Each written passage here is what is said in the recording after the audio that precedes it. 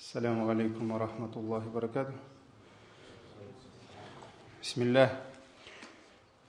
Алхамдулиллах. Вассаляту вассаляму аля расулиллах. Чтение Корана как во время Рамадана, так и вне Рамадана. И мы с вами говорили о благословенном времени хатма, когда мусульманин завершает чтение Корана. И желательно ему в это время поститься, и желательно, когда один человек завершает, или группа мусульман завершает чтение Корана, приглашать в это время других. Почему? Потому что в это время ниспосылается милость Аллаха, и в это время принимаются дуа. Поэтому мустахаб желательно после полного завершения Корана делать дуа. И мы с вами приводили в пример некоторых сподвижников. Например, Анас ибн Малик, радийаллаху ан, когда завершал чтение Корана, он собирал своих детей, свою семью, потом делал дуа. То есть перед ними дочитывал последние суры и делал дуа за них. Вот здесь даже я задаюсь вопросом. Сегодня некоторые братья, когда, например, кто-то, имам там, во время джиназа, где-то, когда мечеть открываем, делают дуа, некоторые братья говорят, что там это бид'a, что коллективный дуа не делали. И вот я представляю Анас ибн Малика, который более 10 лет жил. Сколько он жил? С пророком, саллаллаху алейхи вассалям, да? И когда он делал дуа, что делали его дети? Получается, его семья. И они сидели как братья сидят. И нельзя там вместе с имамом дуа делать. Да, вот таких вопросов много, потому что они, на самом деле, пророк, саллаллаху алейхи вассалям, подходили, просили, чтобы он за них дуа делал. И поэтому мы же не говорим, что сейчас все вместе поднимаем руки там, и все коллективно джамагатом будем дуа делать. Да? То есть мы никого не заставляем. Но запрещать это, когда Анас ибн Малик, он собирал всю свою семью, и они делали дуа. Получается, его дети, как говорили, нет, мы с ним не будем делать дуа, это бид'a. Да? Вот об этом не говорится. Поэтому, может быть, есть мнение некоторых шейхов, но объяснять это всем, что вот это против сунны, это тоже ошибочно. Поэтому вообще, я помню в 90-х годах, когда какие-то ифтары были, когда каких-то руководителей собирали, поднимать руки во время, когда имам дуа делал, это был целый героизм. Даже руководители друг на друга смотрели, этот министр сейчас руки поднимет, не поднимет. Если он поднимет, для мусульман он был героем уже, потому что он руки поднимал во время дуа. Вот поэтому, а сейчас наоборот, даже во время маджлиса, когда имам делает дуа, так сидят некоторые, говорят, что нет, мы с имамом вместе дуа не делаем. Вот они делали дуа, они собирали друг друга, приглашали. Примеров много, не будем об этом, дальше идем. Когда мусульманин завершает хатм, то есть завершает чтение Корана, то ему желательно, мустахаб, сразу же начинать. Вот как Усман ибн Аффан делал, то есть он в четверг завершал чтение Корана, и сразу же в этот четверг он начинал чтение Корана. И вот, когда я сам прочитал вот эти главы, да, вам привел, как они хатм делали, я немножко спросил наших взрослых имамов. Вот у нас, у татар было, такое нет. И на самом деле, те аксакалы, которые еще до революции получили вот это образование, они, когда еще только Марджани, например, мечеть, в Казани только одна мечеть была в свое время, работала, только Марджани, да? Потом Нур-Ислам, Северный Дамаль, поселок-то, И на самом деле, говорит, Бабайлар, они каждый джумга завершали хатм. То есть были среди аксакалов, прихожан, те, которые завершали каждую джумга, то есть они дочитывали последние суры, например, Ихлас, Фаляк, Нас, а потом сразу же читали суру Фатиха, или там, может быть, одну страницу, первую страницу Бакара. И тем самым они сразу же начинали. То есть вот эта сунна, которую держали сподвижники, табигины, ученые, эта сунна у нас была. Но, к сожалению, вот сегодня для многих из нас это что-то новое. Да? Когда вот хатам только завершили, сделали дуа друг за другом, машаллах, за всех мусульман на этой земле. И сразу же начинали, то есть суру Фатиха читали, там первую страницу Бакара, Алиф Лям Мим, например, и все, уже процесс дальше шел. Поэтому имам ан-Навави говорит, когда человек освобождается от хатма, то есть завершает, фаль мустахаб ан яшрага фи ухра муттасилян биль хатам. То есть для него мустахаб, что продолжать делать хатам, то есть начинать сначала.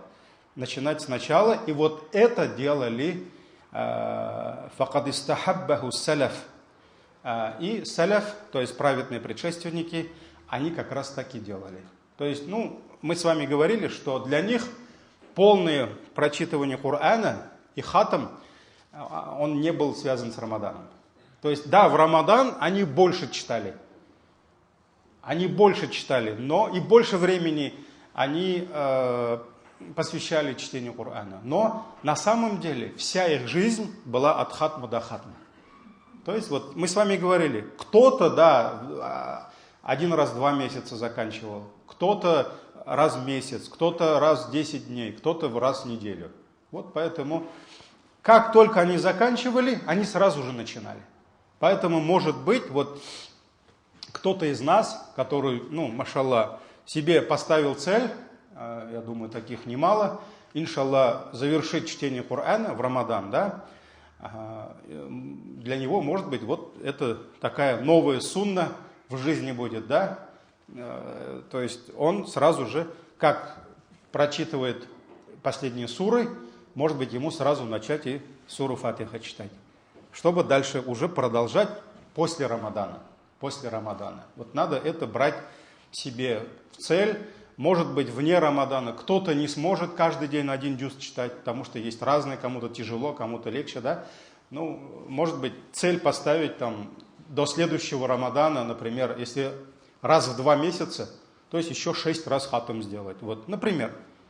А тогда еще скажут, давай я больше буду читать, может быть, раз в месяц будет читать. Поэтому это такая сунна твоей жизни, как вот эти вирды.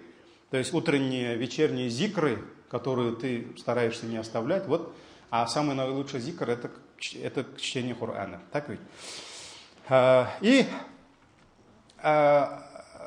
они вахтаджу фихи, то есть праведные предшественники, получается, они как только заканчивали хатам, они сразу же начинали следующий хатам.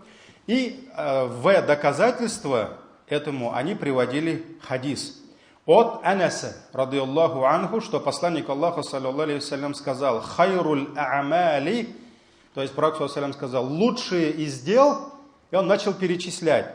И перечисляя, он сказал: аль-халлю вар-рухля, то есть аль-халлю вар-рихляту, то есть это халь, остановка, и дальше путешествие. И когда и люди спросили, а что такое остановка и сразу путешествие, да? Пророк, саллаллаху алейхи вассалям, ответил: ифтитахуль Кур'ани ва хатмуху. Остановка и путешествие – это начало Корана и завершение Корана. То есть пророк, саллаллаху алейхи вассалям, сказал, лучший из дел мусульман – это что?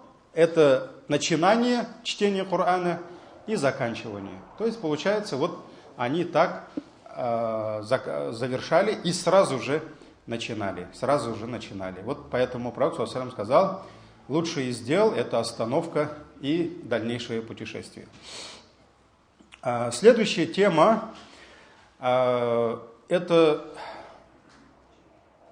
хадис, где говорится о том, что если мусульманин, например, взял себе за обязанность, например, поставил себе цель каждую ночь, мы говорили ночью, читать Коран лучше, да? Когда тебя никто не отвлекает, да? Когда все спокойно. И вот милость Аллаха такова, что если мусульманин проспал эту часть, где он, может быть, он уставший был, может быть, он болел, если он проспал эту долю из Корана, да, не смог прочитать, то даже если он прочитает эту долю, когда проснется, он получит такую же награду, как будто он читал эту ночью. И в Сахих Муслим передается хадис от Умар ибн аль-Хаттаба, радиаллаху анху, что посланник Аллаха, саллаллаху алейхи вассалям, сказал: «Ман нама ан хизбихи мин аль-лейли ау ан шей'ин минху факарааху ма байна салат аль-фаджри ва салат аль-зухри кутиба лаху кааннама карааху мин аль-лейл». То есть, если кто-либо из вас проспал свою часть Корана, которую он взял себе в цель прочитать ночью, он проспал, да? И прочитал это между утренним намазом и зухром, обеденным намазом, то есть он проснулся, да, понял, что там, может быть, проспал, да, ночью не смог прочитать, все, выспался, и до зухра он спокойно прочитывает, вот сколько он себе поставил цель ночью по ночам читать, может быть, это джуз, может быть, 2 джуза, может быть, полджуза, может быть, 5 страниц Корана, но он проспал их, да. И пророк саллаллаху алейхи сказал, если он, проснувшись, прочитает их между фаджром и зухром, то Аллах Тааля запишет ему такую награду, как будто он читал ее ночью. И вообще это правило, которое касается милости Аллаха, альхамдулилля, когда мусульманин что-либо в жизни совершает постоянно, то есть, например, он не пропускает, например, джамаат намаз. Он не пропускает. Но утром проснулся, или там фаджр, или айша, он не смог пойти. Почему? У него там нога заболела. То есть получилось по какой-то причине. Если он пропустил то, что он постоянно делал, то ему запишется, как будто он это все сделал. То есть, например, он не оставлял айша, он всегда в джамаате читал. Но сегодня он заболел. Или там что-то случилось, он не смог пойти. Ангелы запишут за то, что он был постоянен в этом деле. Ангелы запишут ему, что он пошел за каждый шаг, да, как в хадисе говорится, он прочитал, этот намаз совершил в джамаате. Только за то, что он это делал постоянно. И вот поэтому, что касается зикров, чтение Корана, когда, то есть, человек превращает какое-то благое дело в часть его жизни, все, он это постоянно делает. Например, там, он себе поставил цель, каждый джумга он дает садака. Но в этой джумга у него нет денег. Ну, так получилось, да? Там не рассчитал, все, нет у него денег. Если бы эти деньги у него были, он отдал бы? Он отдал бы, потому что он это дает постоянно. Ангелы пишут, что он это отдал. За что? Вот за то, что он постоянен в этих делах. И вот здесь то же самое. Даже если он ночью не смог прочитать, альхамдулилля, если бы он проснулся бы, если бы он не болел бы, так ведь, он бы прочитал бы. Значит, даже если он это днем прочитает, он получит награду, как будто прочитал ночью. Следующая тема – это предостережение. Имам ан-Навави приводит несколько хадисов, которые предостерегают нас, предупреждают довольно-таки жестким, страшным предупреждением, что книгу Аллаха, которую мы с вами изучаем, суры, которую мы учим, их надо хранить. Если их не хранить, если их не повторять, человек может их забыть. И впасть, то есть он может потерять то богатство, вот эти суры, да, кто-то Коран может полностью выучить и забыть, да, то есть он теряет вот это богатство. И об этом он приводит хадисы. Первый хадис имам Бухари и Муслим передает от Абу Муса аль-Аш'ари, радийаллаху анху, что посланник Аллаха, саллаллаху алейхи вассалям, сказал: «Та'ахаду хадал Кур'ан», то есть соблюдайте, храните этот Коран. فَوَالَّذِي نَفْسُ مُحَمَّدٍ بِيَدِهِ لَهُوَ أَشَدُّ تَفَلُّتًا مِنَ الْإِبِلِ مِنْ فِي عُقُولِهَا. Пророк ﷺ сказал: храните, соблюдайте этот Коран, и клянусь тем, чьей длани душа Мухаммада, этот Коран, он избавляется, то есть от хозяина, может быть, даже можно перевести, да? То есть он уходит от хозяина быстрее, чем верблюды, которые избавляются от своих пут. То есть вот привязали верблюда, да, между ногами, он не может убежать. И ты только расслабился, смотришь, они, оказывается, избавились и убежали. И вот пророк ﷺ сказал, Коран, он может быстрее даже убежать от человека, чем даже верблюды. Поэтому нужно хранить то, что ты знаешь, то, что ты выучил, и надо повторять и, конечно же, уделять этому внимание. Следующий хадис также в обоих сахихах приходит от Ибн Умара. Абдулла ибн Умар, радиаллаху анхума, передает, что посланник Аллаха, саллаллаху алейхи вассалям, сказал: «Иннама матhalу сахибил Кур'ани ка матhalил ибилил муаллака». Воистину, обладатель Корана, то есть, получается, тот, кто выучил хафиз, хамиль, да? Раньше хамиль больше называли. Хафиз – это тот, кто хранит, а хамиль – это тот, кто несет на себе. То есть, это, получается, человек, который несет книгу Аллаха. То есть, в нем книга Аллаха, да? И вот, он сказал: воистину, обладатель Корана, он подобен привязанному верблюду. Он подобен привязанному верблюду. «Ин ахада алейха амсакаха». Если он будет обращать внимание, то есть будет хранить его, смотреть за ним, то он удержит его. То есть если он будет всегда приглядывать над верблюдами, за верблюдами, он удержит их. Да? «Ваин атлакаха захаба». Но если он расслабится, отпустит их, да, отпустит, то они сразу убегут от него. То есть получается, Коран, если не обращать внимание на те суры, если их не повторять, если вообще не переживать за то, что ты выучил, это все быстро забывается и быстро убегает. И последний хадис, нет, еще не последний, оказывается. Абу Дауд и Тирмизи передают хадис от Анаса.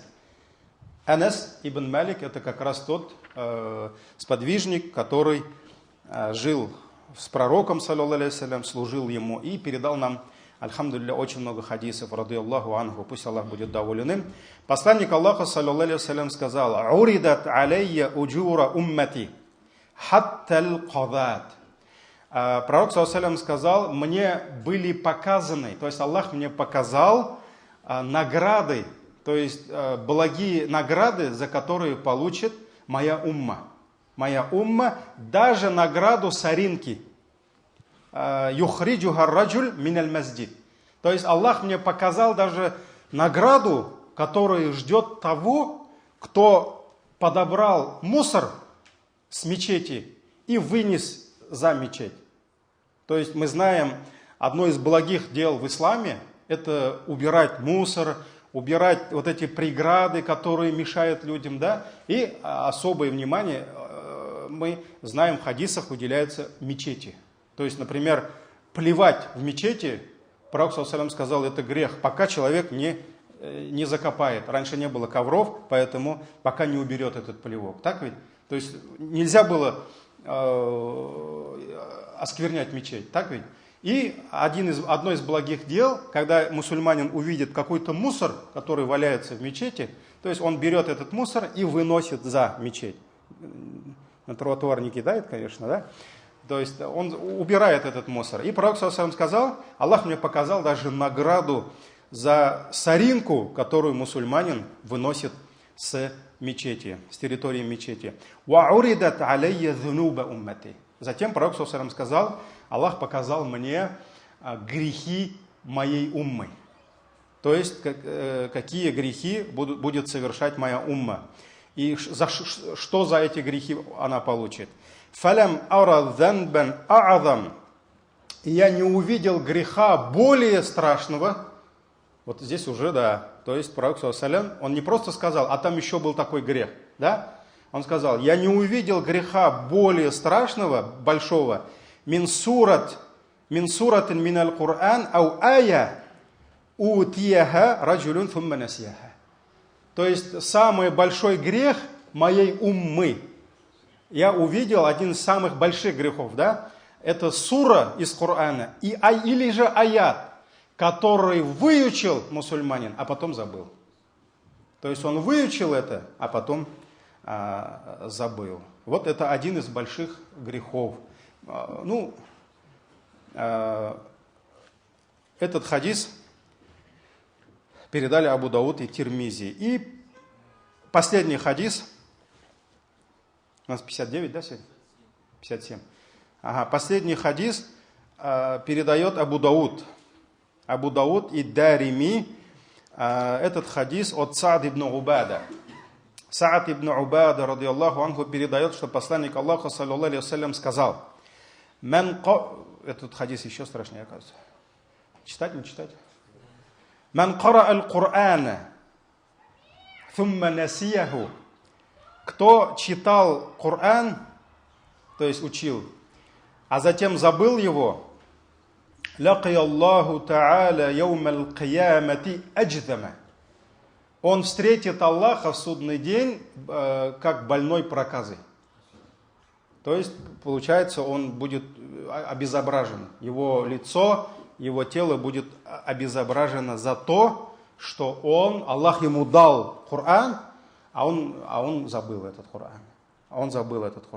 То есть, Аллах сакласын, есть даже в Коране жалоба пророка, саллаллаху алейхи вассалям, когда он обратился к Аллаху и сказал: «О Аллах, моя умма предала книгу Аллаха забвению», то есть забыла твою книгу. Вот поэтому, кто-то может, конечно, сейчас шайтан, потому что он найдет путь к сердцу, да, каждого, кто-то может сказать, если пророк, саллаллаху алейхи вассалям, так жестко предостерегает от того, чтобы выучить Коран и забыть, значит, можно его не учить, может быть, да, кто-то может сказать. Лучше его не учить, чем впасть в этот грех. Просто мы должны понимать, что знать что-либо из книги Аллаха это великое благо. Это великое благо, если Аллах Тааля тебе дал. Вот мы же, например, посредством детей мы можем впасть в грехи? Вот из-за наших детей мы можем впасть в страшные грехи? Конечно, можем. Если те же дети будут нас отвлекать от поминания Аллаха. Например, «Ля тульхикум амвалюкум, валя улядукум ан зикрилля». Пусть не отвлекают ваши дети и ваше имущество от поминания Аллаха. «Ва яф'аля залика фауляйка хумуль хасирун». И тот, кого отвлекут, его имущество и дети от поминания Аллаха, они будут в убытке. То есть, получается, дети, они могут быть причиной того, что мы впадем в большие грехи. Имущество, деньги Аллах нам дает. Из-за них мы можем впасть в грехи? Конечно, можем. Но это же не значит, что, о Аллах, тогда мне не надо детей. Тогда мне не надо денег. Я все равно могу в грех. Закат не дал. Аллах говорит, мы соберем их золото и серебро, нагреем на адском пламени и будем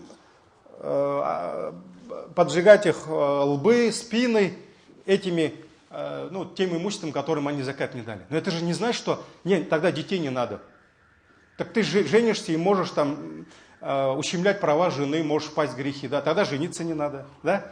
Вот поэтому это не значит, что тогда не надо книгу Аллаха читать. Мы должны понимать, что это аманат.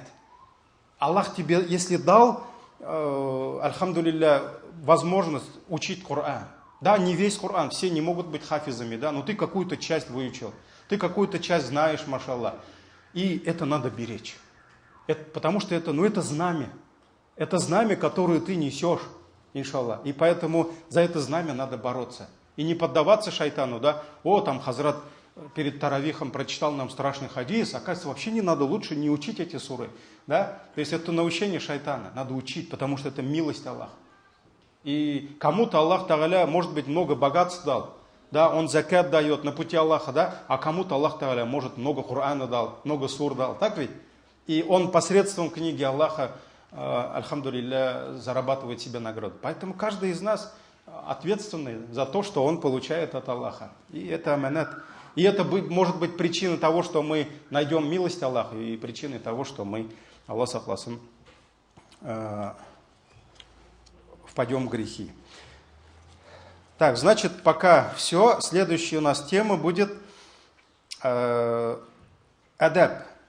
Адаб янбаги лил кари аль-и'тинау биха. То есть, каких правил этикета должны придерживаться те, которые читают книгу Аллаха, и мы будем их перечислять, иншаллах. Субханак Аллахума бихамдик, шаду ан ла иляха илля анта, астагфирука ва атубу илейк. Ассаляму алейкум ва рахматуллахи ва баракатуху.